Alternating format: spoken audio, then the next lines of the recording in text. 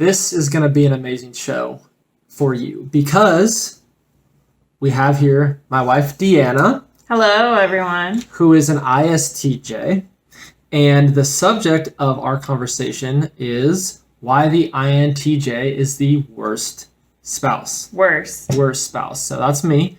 And I would like to start off by saying thank you for being here.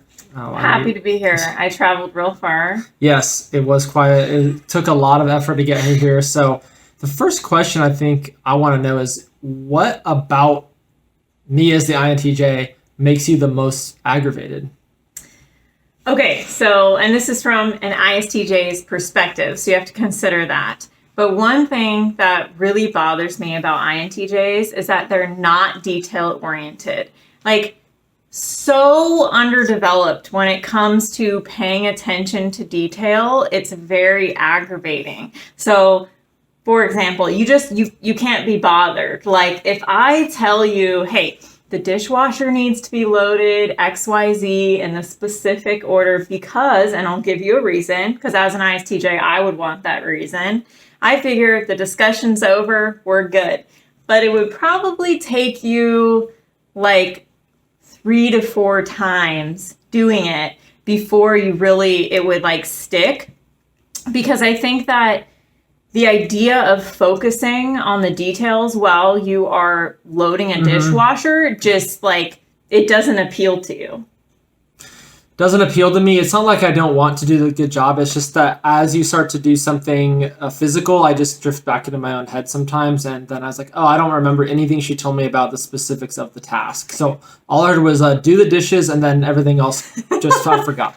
Well, you're in your head so much that I think that like you've developed auto responses. So I can have full conversations with you thinking like you're like, yes, dear, and then I'll harken back to that conversation later and say, hey, remember when we talked about that? And you like literally won't remember it at all. Like, yeah, you said the thing with this, yeah, I remember that.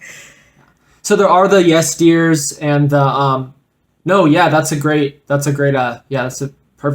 And then it's just like, I don't even know what you've said, but I think you're asking me a question that a yes is the response I need to give.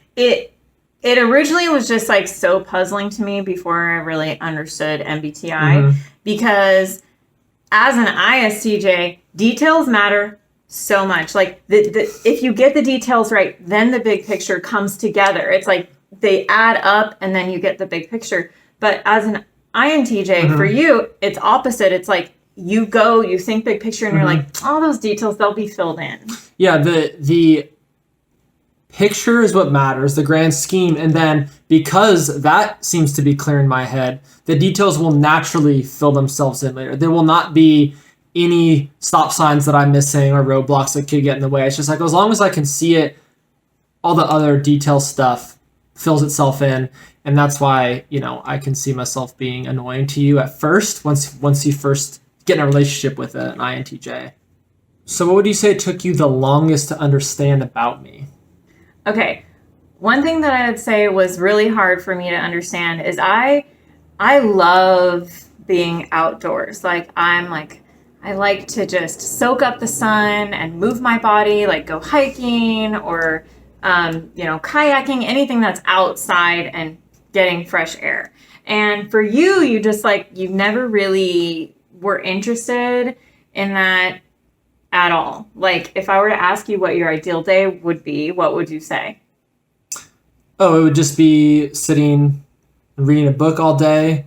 Ideally, it'd be raining outside, and it'd be cozy to be inside, maybe by a fire or something. So, yeah, that tends to be not. I don't think of, hey, what do you want to do today? You have a free day. Kayaking, hiking sounds great. Nope. Yeah, for me, I'm like, let's go outside, and for you, like, let's stay inside. And again, the same, like, I love the sun and you love the rain. So it was really hard for me to understand. I mean, I can understand someone saying, I want to be cozy, I want to sit by the fire, but I could do that for like an hour. Yeah. And then I just get really, really stir crazy. But you could do that like all day. I could, and that is an interesting thing. Like, people might be thinking, oh, well, ISTJ would be fine with being by themselves or cozying up, but I think that is a misconception. I think they are very much into getting out in nature and doing like physical activities and feeling sensations and things like that. So just kind of to just talk about you, that is also a misconception, is from an INTJ's perspective looking at an ISTJ. You're actually not the introverted, like, I want to be in the corner type, much like I am. I mean, I am a sensor, right? I'm not saying I need to go out and like be with a big crowd of people. Right. No, you're not. But I also wouldn't really want to be by myself. I want to be with like one other person or something, like chit-chatting. So, and that is like where I get so rejuvenated when I have a conversation with someone outside in nature. And what I realized is like something that you value so much, this is how I finally came to understand why you want to be home and read all the time, is that knowledge is power for you. Like, and you can't ever get all of it, right? You're always trying to get more and more. You're in seek of that. And anything that gets in the way of you obtaining more knowledge just seems frivolous to you. Yes. It does seem frivolous, but when I coach INTJs or NT types, I realize the value of experience that is not directly related to like knowledge, like a book's knowledge. Like you need the knowledge of different environments, different sensory experiences. So this has been one of my biggest goals, is to break out of the mindset that if I'm not acquiring textual knowledge, that's a bad thing. It's not a bad thing. So yes, that knowledge is important to me, but there are different ways of collecting it than the ways that I am used to. How do you think we get along so well then? I think it's because we're so independent. Okay.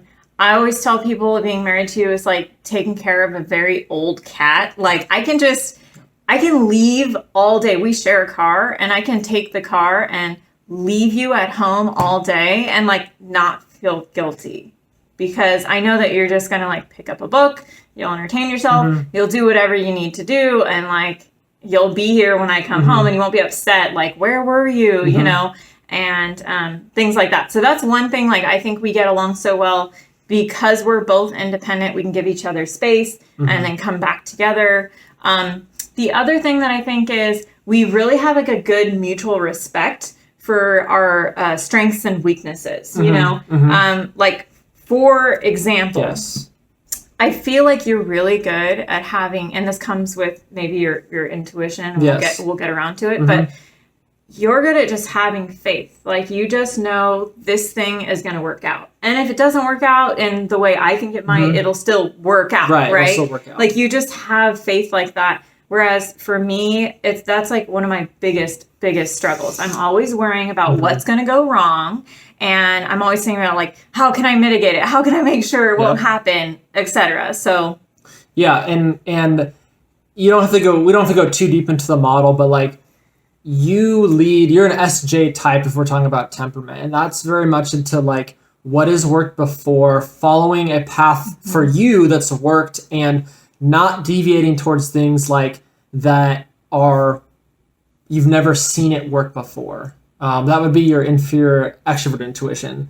Does that excite you if you get to things you've never seen before that like excites you? For me, it worries me. It makes me nervous. Yeah, it's not one of my best functions either. Like brainstorming is fun, but I'm not good with scenarios that are outside of something I can't see, that at least kind of see how this would end up. But my worst trait, like literally my worst trait, is your best trait, like introverted sensing or memory. So people that know me would say like I could be very forgetful about certain details that we've just talked about this. Like, how did you forget this? But also like remembering to remember things that have worked before. That's where you come in, where it's sort of like, well, as I'm contemplating something or I'm going down a new path, you're like, well, this thing worked for you.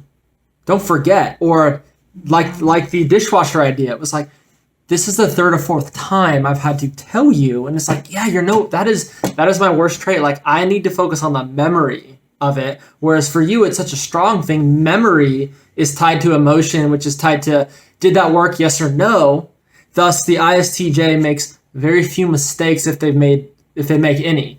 The INTJ is very good at kind of crashing around in ideas and then figuring out a way forward after a certain number of mistakes. My memory is practically etched in stone. Like, practically. Because, like you said, it's linked to my sensing and my emotions. And, like, I can, if something, like, made me feel a certain way, like, I can remember that. And I'll be like, I'm never doing this again because that upset me so much. Or I'm going to do that again because I got, like, a good feedback from it.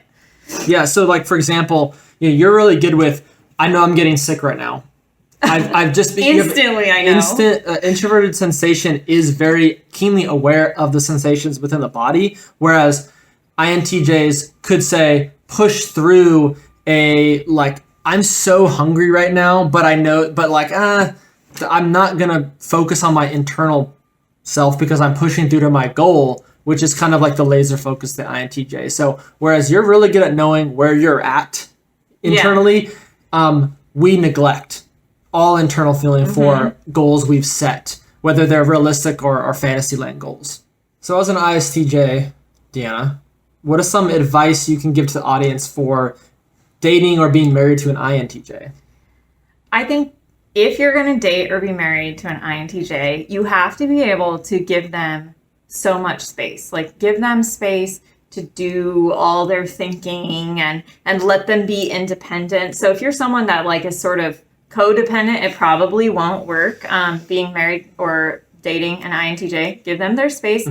But also, because they're in their head so much, I feel like it's kind of your duty as their spouse or their significant other to bring them back down to earth. Like literally pull them back down to earth and be like, hey, get out of your head. Like, take them on a walk. Like, literally be like, hey, do you see those birds over there? Look how small they are. Or do you hear them chirping? Look at the flowers. Like, just get them to develop their sensing abilities because they're always in their head. It's like, get them out of their head a little bit, I would say. Yeah. Extroverted sensing is what the INTJ is really neglectful of. It's that actual experiential, what is happening in front of your face right now. So it's something where, like, when we're on a walk and my wife will point out something like, don't you hear the birds, or that's a pretty flower. I'm like, oh, I didn't even notice that flower. That's bad. That's bad. If you're walking by something that's very colorful and you are thinking about like, man, the next 10 years are going to be crazy, that's probably not the best thing for you to be doing at that time, especially when you're in nature seeing something beautiful. So yes, that is a very good point there, dear. I would say another thing, if you're going to be married to an INTJ or date an INTJ, is that don't tell them what they should be doing.